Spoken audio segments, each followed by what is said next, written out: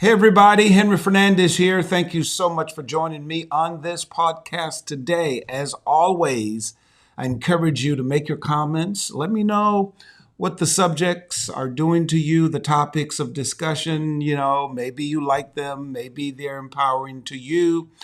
And please make sure you share it with a friend. All right, so I want to challenge you today on the thought you never know. So I want to speak directly to people right now who are scared to death about making a move. Are you contemplating a move?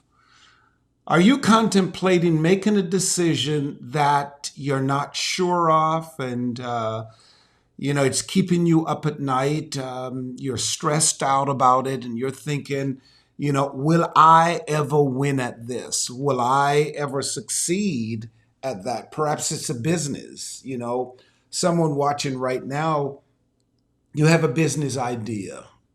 For some reason, in your heart, you're gifted in this area. You have a passion for it, but you're struggling with yourself and your thoughts, and you're wondering, will I succeed at it? Do I have the capital to do it? What if I fail? All of those things, right? Perhaps you are dating someone or someone is attempting to show interest in you and you are like, I don't know, your heart has been broken before. For some of you, you're at a stage in your life where it's no longer games. You don't want to play any more games. You are serious. You want to settle down. You want to find that special person in your life. And here it is. Someone is showing interest and you are kind of like, oh, I don't know. And you're torn, you don't want to miss the moment because you don't know. Perhaps the person don't even fit all of the stuff that's on the profile of the person you would like to date, So you're concerned, right? Many of you are in a position where you're in marriage and, should you trust the person because there's so many hurts and betrayals and so forth. And you're wondering, should I stay in it or should I leave? Somebody's struggling with how they're going to make a decision with spending some money. You're about to spend some money. Some of you are thinking, should I take the loan out? Should I, whatever. You're considering so many things right now, and you're wondering, should you make those decisions? Well, listen to me carefully. You never know if what you're thinking about is good for you or if they are the right decisions until you take a step. Until you take a step in that direction, until you take a step of faith, until you say to yourself, wait a minute, you know what? I'm not afraid of failure. I'm not afraid of losing. I'm not afraid of making a mistake. You have to understand that you never know what life will produce if you don't give it a shot, if you don't take risk. Do you know how many people right now who are fully loaded with abilities, skills? And it's not that they can't succeed. They will. But they don't. They don't take the step of faith. They don't move forward. They don't say to themselves, hey, what the heck? Let me just do it. Let me just go out and do it. Let me try. Because you never know. I can tell you from personal experience, I've struggled with making certain decisions in the past. Should I do that? I'm not quite sure. I was one of the people who were afraid of failure. I felt failure would give your enemies the right, or if you will, or give your enemies the opportunity, let's put it that way, the opportunity to laugh at you, to mock you, to to say, well, okay, I told you so. So I was really afraid of failure. I can tell you in one particular situation where I was afraid to make a move and it scared the heck out of me. But look at what God has done in my life. Back in 1991, I remember I was struggling with the idea of going into ministry. I knew the call was on my life. I was fighting it. I didn't want to deal with it.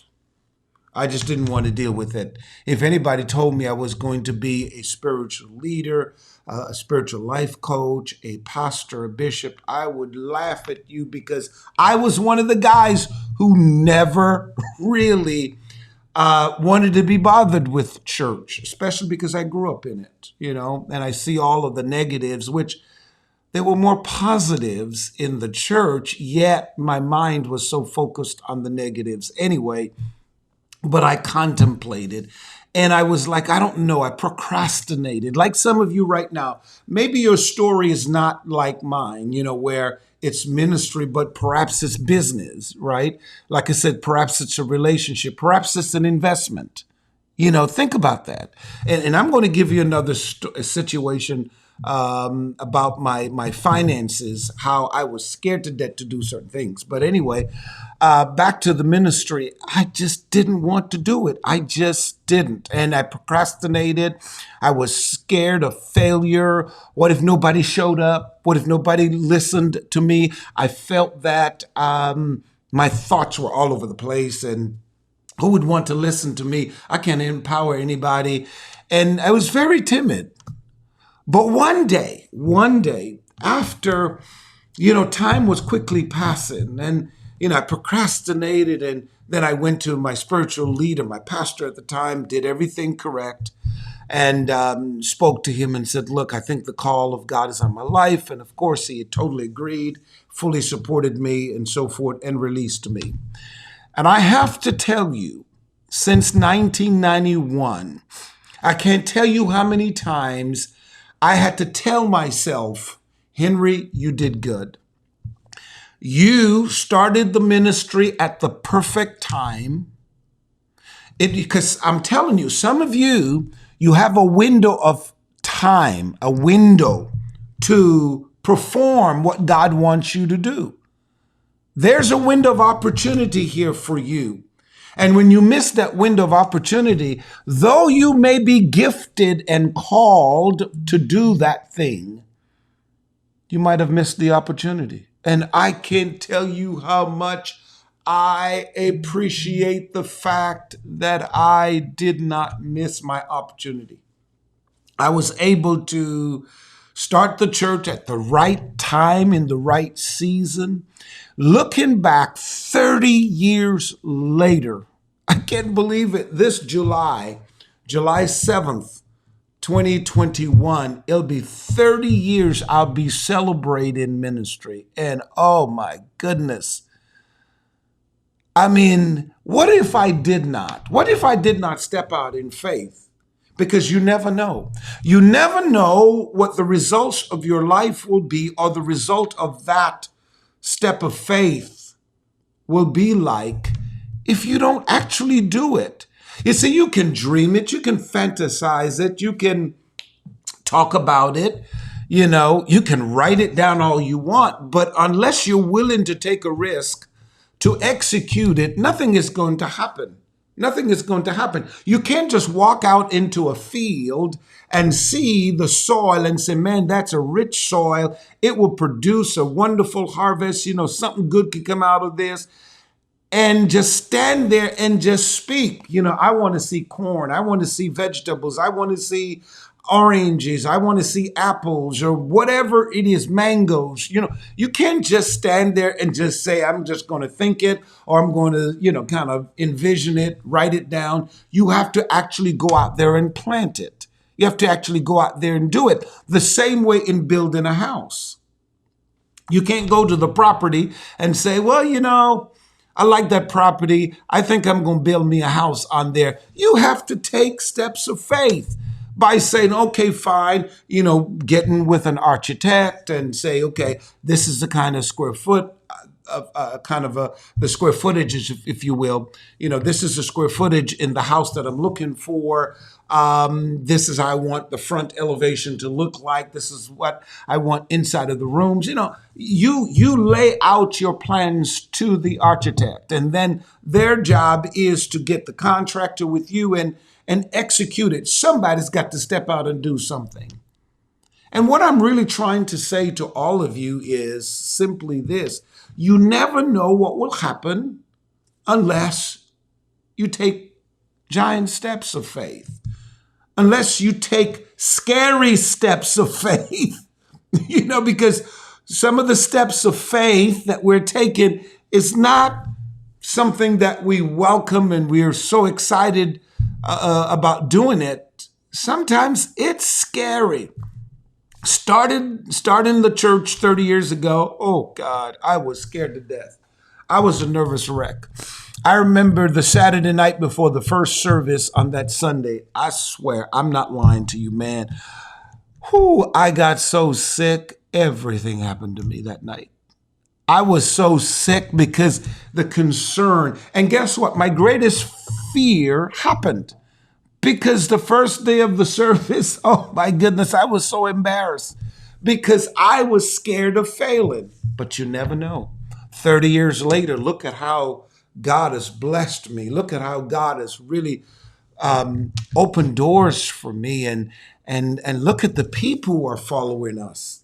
Look at the impact our ministry is making around the world because I took a step of faith. Think about that. I took a step of faith. You never know when it comes to your finances. You never know when it comes to your investments, your life. Now, of course, you need to do your homework and make sure that the investment that you're going to engage yourself in is not a bogus one, or you're not taking a risk that is not wise. I have a philosophy, and I'm not a financial advisor, but a lot of professionals in that field will tell you this. You got to invest responsibly. You can't just invest just with the concept, I just want to make it big quick. I just want to get rich quickly. I just want to quickly, get a return for my money. Sometimes you got to be careful. I'm just a person who believes in slow investments that has long-term longevity. And I remember back in about 1990, the late 1990s, I should say, around 1998, 99, something like that. I had my financial, consultant who came to me and said, Henry, here's what I need you to do. Showed me a plan. Listen, I don't know who this is for. He showed me a plan and he said, Henry, if you just put away this amount of money out of your paycheck every month, he then showed me over a period of 10, 15, 20, and then 30 years what that, investment would yield. No gambling. It's not, trading in the stock market. It was, and it's a solid investment. The company's huge, they're big, and they're solid. They have a track record. Even during the meltdown of 2008, the company was strong. Nobody lost their money. So my my consultant said to me, you need to do this. I procrastinated. I was scared. I was nervous. I was like, and it's not that I couldn't afford to put that money away. I could put that money away, but I decided, no, whatever. And what if all kinds of stuff was going on? And here's the key. I had a window of opportunity to just educate myself. A lot of us, our insecurities comes directly from ignorance because we don't know. What we don't know, they say, sometimes will hurt you. We don't know. And instead of us going to learn and understand, much better, how things operate and how, things will function, if we choose to get engaged in them, we don't do those things. So I was scared. So what I didn't do my homework. Long story short, about 15 years later, but 12 or so, maybe not fully 15. But he, like he normally would every year, he would meet with me and go over my financial portfolio with me, tell me how I'm doing and so forth and what changes I need to make. And when he showed me, he said, I got something to show you. He said, remember years ago, I shared with you, had you done this and so forth, what you would be. I showed you how your investment will yield you a huge profit over time. I said, yes.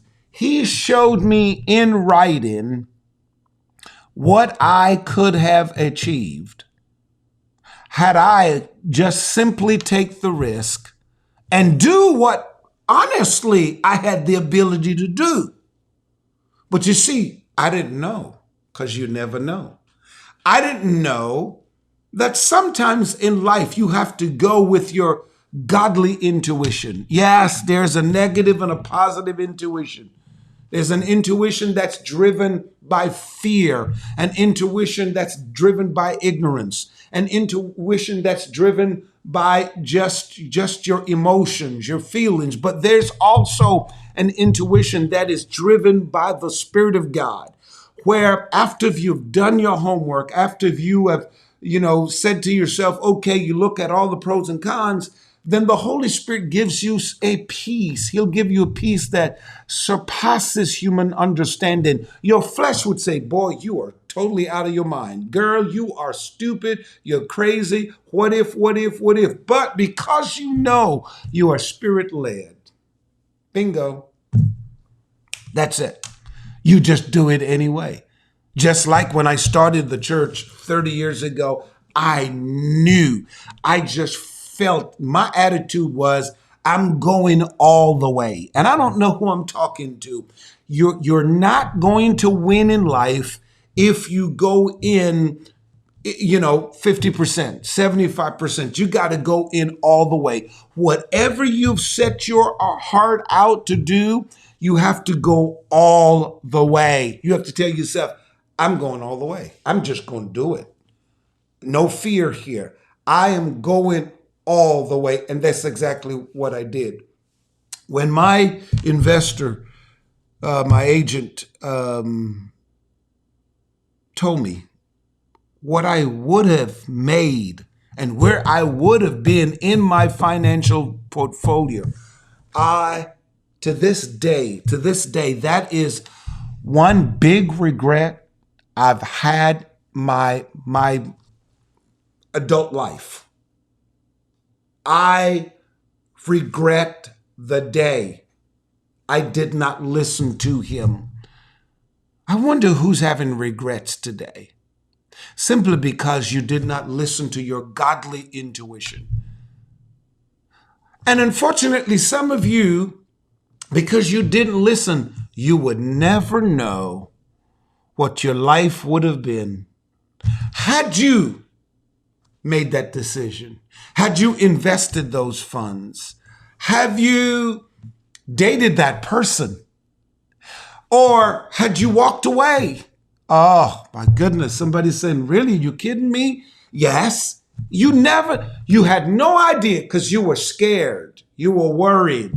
And I'm telling you, you never know. You absolutely never know. Going back to school, some of you are like, oh, I'm too old, or I'm too this, and I can't do this. And you never know. You absolutely never know. Just do it. I have to tell you this. I know I was very skeptical of social media. Any modern digital gadgets. I was just, because of course, ignorance, you hear so much negative things about social media, and there are negative things on social media and so forth. So, people, if you know anything about Henry Fernandez, I'm a very private person. That's just me. I just don't, my private life, though I believe every person should, no matter what, private or public, should live for the glory of God. But, some people, all their business is out on social media. That they just find joy in doing that. I'm not one of them. And what I find is that I was scared of social media. And then a lady at my church said to me one day, actually, she had to school me and shared with me. And then it dawned on me, wait a minute, you can't control nobody else's platform, but you can control yours. It clicked. You can't control what people post and what people do, but you can control what you post. You drive the conversation and the message you're trying to send to people. It was like a light bulb. I was like, okay, but you never know then if, Henry, you control your conversation and knowing the types of conversations you're trying to get out there, then you never know what the results may be like. And I am telling you, my social media blew up when I took control, and I wasn't scared anymore because I educated myself. Someone spoke to me and told me the pros and cons and how it works. And that's what you need to do. Go out, do your research in whatever areas of your life. I'm just sharing parts of my life that brought good things in my life and caused me to say, do it. And I did. And am I glad? Oh, talk about it. Am I excited and glad that I did it? Because also a friend of mine, and I'll tell you who it is, Bishop Jakes, one time we were sitting down talking, and I'll never forget this for the rest of my life. And I was wrestling with social media, and he sat down and he told me, he said, I'm telling you, Fernandez, this is the wave of the future. You need to invest in social media. You need to, and he told me multiple reasons why, because he's done it, been there. And he told me, I'm telling you, you're going to limit your reach if you just go the conventional way. In service is one thing. And I remember he said this vividly. He said, I know you're excited and you want to see people come to your building, your church. You got a large facility. You're going to try to fill it and all that kind of stuff. And I'm like, yeah, who doesn't want that? All that kind of stuff. Long story short, had it not been for Bishop Jakes, who had said to me, you need to invest. He told me how to do it, connected me with some people. I would not have been prepared for this COVID-19 pandemic and the way we now do ministry. Do you know how many churches and pastors have lost the strength of their ministry, the impact of their ministry? They were not prepared. Number one, electronically, they were not prepared. They didn't have cameras. Or if they had cameras, it doesn't operate. It doesn't connect to social media. They weren't prepared, right? They weren't prepared. They were never on camera doing, whether it's TV or just their different postings and so forth. They never saw the importance of it. Also, my finance director came to me one time and said, look, Henry, you need to put together, or Bishop, he actually says, Bishop, you need to put together a plan of action to get the membership to give digitally versus the conventional way. That happened to us. We had a hurricane here once, and it shut us down for a week, and it greatly impacted our income because there was no service that Sunday. And he said, had we had digital giving, you went live on Facebook, the people were able to give, but they couldn't. Well, we fixed that. So long story short, now that the pandemic is here, when the pandemic, at least 2 weeks before there was a shutdown and everything went crazy, back in 2020, I think it was around February, our church was ready. I got my staff together because we did what we needed to do, because you never know. You never know. And was I glad? I was so glad that I was able to say, okay, put certain things in place. So when we had to shut the building down, the building is still closed to the public. We were still able to stream our services to impact the lives of people, giving people an opportunity to sow into our ministry and to partner with us and so forth. So what am I saying? I'm just using those three different scenarios to tell you, find out in your life, where you're making the mistakes, of not, doing what is right, to make sure that you make good decisions and that you're not afraid of making those decisions, because you never know what the end result will be like. You never know. You absolutely never know what the result of you stepping out and starting that business. You never know what the relationship can produce if you just give the girl a try. If you just give the guy a try. Of course, you have your perimeters and so forth, but you never know. You never know if you just let go of your hurts and say, let me give love a try again. Let me give forgiveness a try again. You never know when you say to yourself, you know what, let me put away X amount of dollars every month, and I'm just going to just leave it there. You just never know. You never know if you just start saying, you know what, I need to put X amount of dollars away to my savings account, because you never know a year from now what emergency will develop in your life that you're going to need to pull from your savings. You never know. You never know about what the future holds. So therefore, you may need to get life insurance. You may need to get life insurance on your children, on your spouse. You never know. You never know that life will present some unwelcome situations to you that you may have to say to yourself, okay, at least I prepared. At least I prepared myself for it. You never know.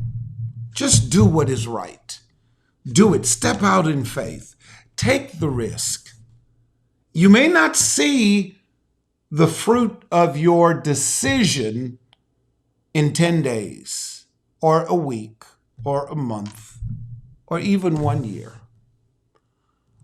But if it's good seed, over time, it will grow, it will develop. So hang in there. You never know. That's a question you need to ask yourself every single day. When it comes to all the decisions you're making, what would really happen if I do this? What would really happen if I step out and make that decision? You never know. I want you to win. I really want you to win. So do it. Don't be scared. If you prayed about it and your intuition is at peace, you never know. Please share this with someone. Let me know what your thoughts are, I should say, about my conversation today. Thank you. Have a good day.